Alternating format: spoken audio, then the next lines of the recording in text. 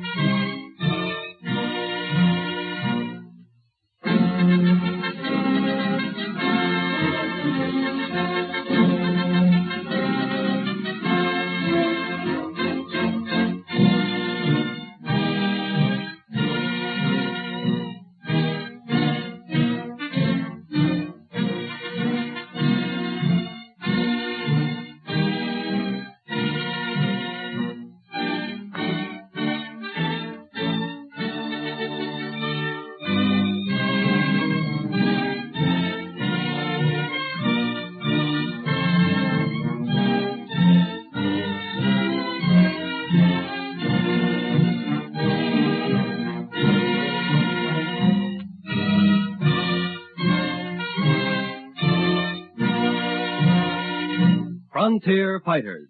Inspiring episodes in the dramatic careers of those intrepid sons of courage whose destiny it was to safeguard for posterity the glory of the Old West. In 1827, the American Congress and the British Parliament ratified the extension of the Agreement of 1818, which gave joint occupancy to a great area of land in which lay the territory of Oregon. Oregon was almost a lost country until immigrants followed the missionaries, and shrewd Yankee traders began to follow the immigrants. The balance of power suddenly swung over to the Americans because of their numbers. And with the advent of a political year, Oregon, under American rule as a free state, became a national issue.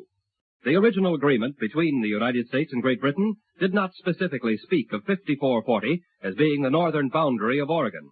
But the settlers so interpreted the agreement because that parallel meant all of Oregon would be under United States rule. In July 1843, an Oregon convention was held at Cincinnati.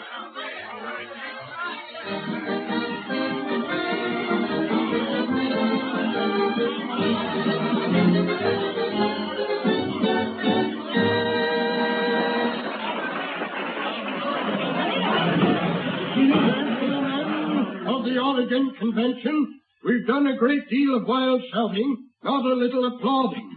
We've given undue exercise to our military band. But, gentlemen, to what definite conclusions have we come?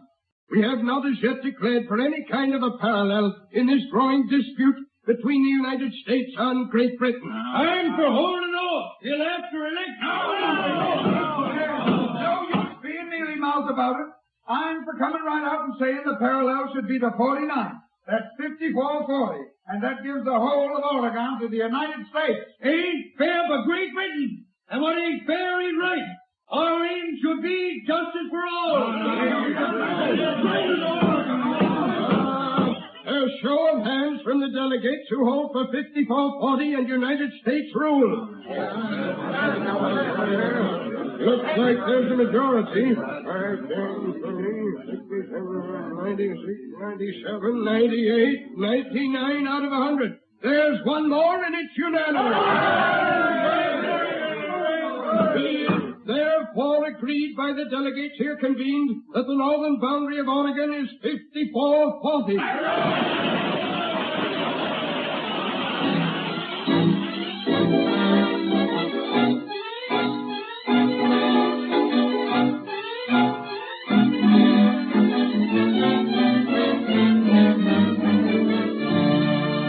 What loomed upon the horizon as a purely territorial affair suddenly became an item of national interest which aroused the country. The chairman of the Democratic Party remarked to its candidate, Mr. Polk, I think I have a slogan for the Democratic Party that will put its candidate into the White House. You have? And will it keep him there? Keep him there if he isn't afraid of trouble with Great Britain. Oregon and that boundary, eh? Yes, Mr. Polk. but not trouble that can be settled by talking all around the issue. The citizens of the United States do not wish to be under British rule. I suppose decisive measures of some kind will have to be taken soon. The entire country is being aroused. It is no longer a matter of hundreds of thousands of square miles of land. It is an affair of national pride, of dominion. And you think I should champion this cause for political purposes? If so, I should not care to have made of a national issue a political one. After all, if our sovereign rights are in danger, the politics of the presidency are of minor importance. Mr. Polk, when I came into our campaign headquarters, I looked upon you as the ultimate leader of our party. Now I look upon you as a gentleman who is a defender of American rights and ideals. I hope you'll use the slogan even more now than ever before. Oh, yes. That famous slogan that is about to elect me.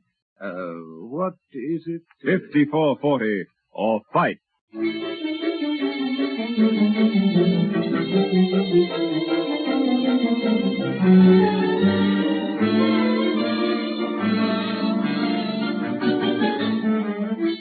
As the campaign Polk for President progressed, the national and the political situation became so intertwined that the nation witnessed the spectacle of a man who was sure to ride into office on the slogan 5440 or fight. The politician sniffed the air and smelled 5440 or fight as a surefire issue. Gone was the careful policy of President Tyler and Daniel Webster.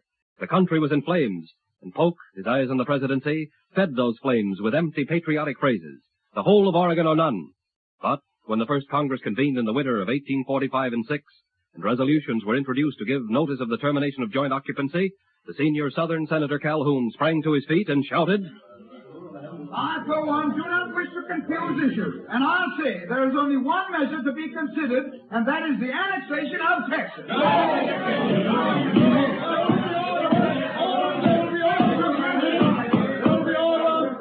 President, the chair recognizes the senator from Illinois, Mr. Stephen A. Douglas. Mr. President, the senators from the South, led by their own trickster, Mr. Calhoun, have betrayed us. That is a lie, sir, and I challenge you for it. I challenge you for it. Senators from the Middle West at first opposed the annexation of Texas, a slavery state, until we learned that President Polk and the Southern senators, all of us, would work heartily together for the addition of Oregon to the Union to balance the power of free states and slave states. And now the senator from South Carolina says there is only one issue, the annexation of Texas. I say again, gentlemen, that we have been betrayed by Senator Calhoun, a Judas.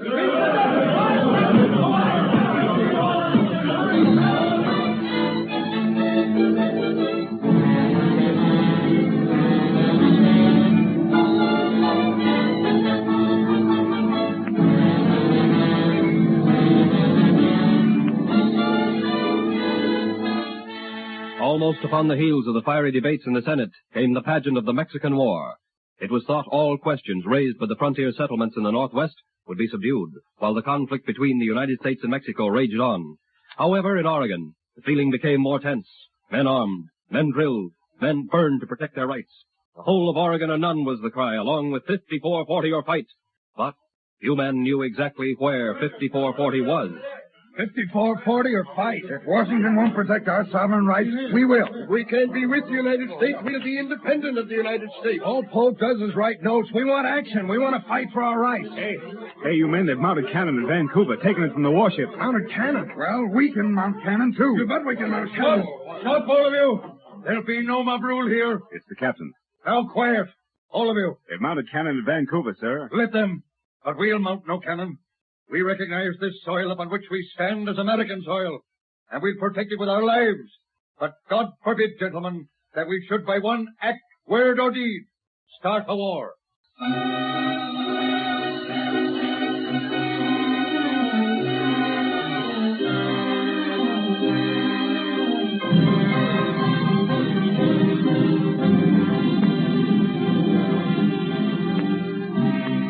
With every hour, the situation grew more tense. President Polk, involved in a war with Mexico, turned the entire matter over to James Buchanan, his new Secretary of State. Buchanan immediately opened negotiations with Lord Aberdeen, representing the government of Queen Victoria. The hotheads on both sides of the water clamored for war. but the British cabinet was eager for either compromise or arbitration. The government of Her Majesty had its hands full with military operations in distant Afghanistan and China. A stubborn fight was in progress with the Sikhs in India. There was friction with the Dutch in South Africa and a famine in Ireland. Polk, hammered on all sides, advised Buchanan to sound out the leaders in the Senate. Well, Buchanan? Mr. President, we're caught between two fires. Many members are opposed to war with Great Britain. Others clamor for war. The militarists in England are crying for the kingdom to arm. In this extreme moment, what do you advise? I shall continue to sue for an amicable settlement of this tragically unfortunate issue. You, sir, to save the face of your administration, had better go before Congress and ask for an adequate military force to guard and protect such of our citizens as might think it proper to emigrate to Oregon.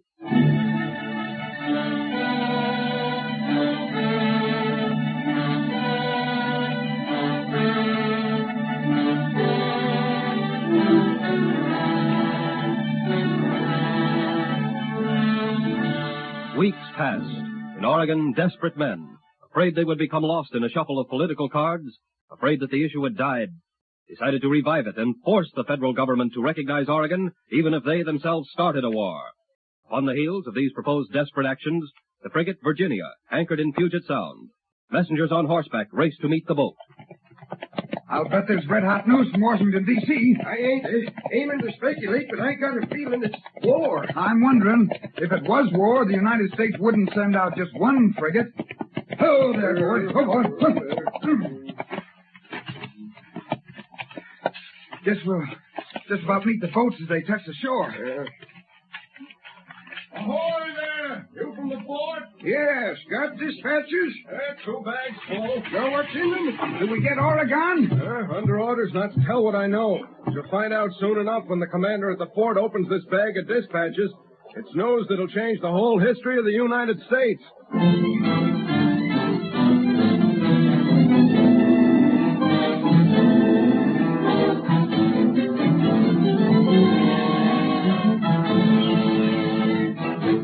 Gentlemen, attention! Gentlemen, I have the honor to announce that Great Britain accepts the 49th parallel. It's 54-40 all right, and Oregon is ours, without having so much as fired one shot.